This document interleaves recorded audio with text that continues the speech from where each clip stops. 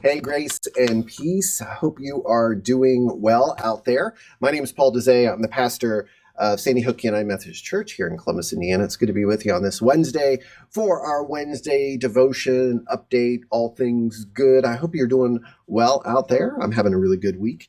And I want to start off today's video with just a big thank you to everyone here at Sandy Hook UMC for the very generous pastor appreciation gift. My family and I are so appreciative. We love you guys, and we're so thankful for the support and the encouragement and this wonderful gift. This will be going towards Christmas for our family, so we're really appreciative of this gift. It really does help us out. And today, for the video, I was thinking about questions that I get as a pastor recently. And one of the questions I get, especially for people who are new to the church, is, what in the world do you do? I mean, what's your job? Which is a really good question, because sometimes I don't even know what my job is. And I imagine sometimes if you've been in the church, you wonder what your pastor does, right? What is the job of the pastor? We know what the pastor does on Sunday. He or she leads the service and preaches a sermon and greets everybody and does all those things. What does a pastor do during the week? What is the pastor's job? Now, if we go to Scripture, it's a little confusing. So we don't really see the word pastor per se very often in Scripture. I'll read one of the passages here in a second. And there wasn't necessarily clergy or paid pastors back in the early church. That's something that developed historically as needed, right? But the role of the pastor is really, the word pastor means shepherd. And so the job of the pastor is to shepherd the flock. And that uses various gifts. Now, in Scripture, we see Paul in the book of Ephesians, chapter 4, verse 7, and then down to 11. He talks about the different gifts that are needed within the church to equip the body for ministry. And in verse number 7 of chapter 4, he says that Christ has given grace to give these gifts. Through his grace, he's given these gifts. And then in verse 11, he says the gifts are, he's given the apostles, the prophets, the evangelists, the pastors, and the teachers to the church to do the work of ministry. Now, oftentimes we read that and we think of professional clergy, but he's really talking about he's gifted all of the church, everybody who is a follower of Jesus. He's given these gifts to work together to serve in the church, to build the body up, to do the work of the church. And so pastoring is one of the gifts. Pastoring or shepherding is one of those 5 gifts that are listed in Ephesians 4 that have to work together. Now, so what does that mean for me? Well, my job is to shepherd. That's my primary role, is to shepherd the people. And of course, teaching or preaching is a part of that shepherding or nurturing. But those other gifts, the apostling, church planting, and working to expand the church and build the kingdom, prophet, speaking words of challenge to the church and to the state, evangelism, preaching the good news, telling people about Jesus, inviting them into the kingdom. All of those gifts are needed. In fact, oftentimes pastors try to do all of the gifts. And that typically leads to some sort of burnout because pastors can't do all those things. It's meant for everybody. And so everybody works together to build the church or to be a part of the work of the church. Now, I want to make one big statement, and this is super important, and if you've been around the church, you know this, but for a lot of people who come from the outside and they're used to business-type settings, oftentimes they think of the pastor as the CEO of the church. And that is not at all the way that churches are organized or should be organized. The pastor is not the CEO. The pastor is the shepherd, the spiritual caretaker of the people. I don't think of myself on top, like in the business setting, the CEO on top and everyone else below. I think of myself out front and say, hey, come on. And just as a shepherd is guiding the sheep or guiding the flock, it's hey, follow me as I follow Jesus. I figure that is my role, but I'm not higher or lower than anybody. I'm just along leading out front. And so the pastor is not the CEO. The pastor is not the decision-making of the church. The pastor is not the one who is running the show. The pastor has a very specific role to guide the people forward. And so how do those other things get done? Well, those gifts are given to the church to work together. In the United Methodist Church, we have the trustees who are taking care of the facility, We have the finance team that's taking care of the finances. We have the staff parish, which is the one that's making sure I'm taken care of and the staff, make sure the relationship is good between the staff and the church. And then we have the administrative board that makes the administrative decisions of the church. And so those 4 teams work together, and I'm involved in those teams, but I don't run them. I'm not the leader of any of those. I'm a part of them. I'm part of the decision making in the church. I don't make the financial decisions. I'm there. Last night we had a finance meeting. I'm there in the room, but ultimately the group as a consensus makes decisions, and they present that to the administrative board, the church council, and they make decisions for the church. So I'm involved. I'm not even a voting member of those particular things. I'm involved in the decision making, but I don't make the decisions. I'm a part of. So I'm not the CEO. I'm the spiritual guide of the church. And so the way the United Methodist churches and other denominations is the laity, the priesthood of believers, makes the decisions of the church, and the pastor is the one leading and guiding and helping ask the questions for the laity to answer for the church. So I'm not a CEO, and I don't want to be a CEO. When pastors are put in the role of CDO and managing all of the things of the church, they end up burning out and leaving the ministry. So the best thing that we can do as a church and pastor relationship is to continue to allow the pastor to be the spiritual guide. And as the laity, we lead by making the decisions of the church so that the pastor can do the pastor's job to his very best. And I'm so grateful for Sandy Hook United Methodist Church that you allow me to do that.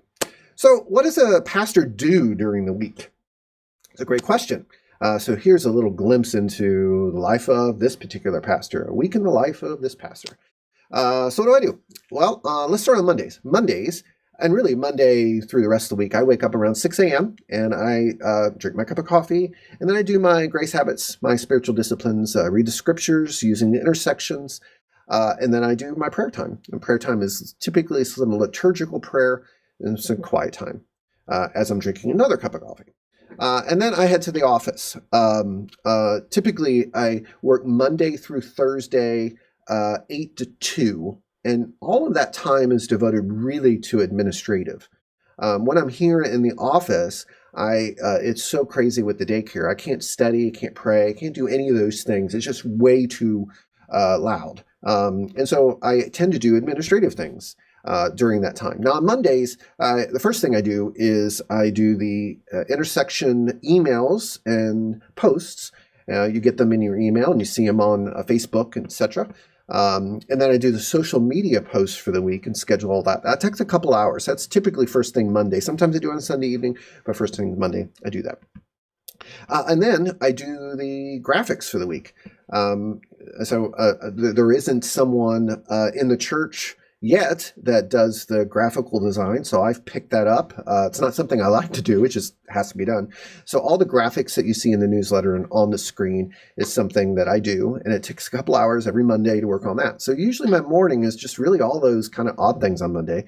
And then Monday afternoon, I try to do some study. Oftentimes on Monday, I'll work from home, just so I have a little bit more quiet time to focus in and recuperate from Sunday. But really, Monday afternoon is a lot of research. Now, Stacy works until 8 on Mondays, so I tend to work all the way to 8 o'clock and studying and reading and researching. And again, I enjoy that part, what I do. Now, on Tuesdays, I get to the office around 8, and I meet with Judy at 9 and Mindy at 10, and then typically have some sort of staff meeting after that. And then around 12:30, I meet with a group of pastors. It's kind of my accountability encouragement group. And it's one of my favorite parts of the week, and I absolutely love being vulnerable with a group of people. And you'll hear more about that next year. I'm planning on sharing quite a bit about that group and what it means to me. And at 2 o'clock, I go home, and then I read and study for the afternoon. Come back to the church after dinner for meetings, usually almost every Tuesday evening. Last night I had 2 meetings.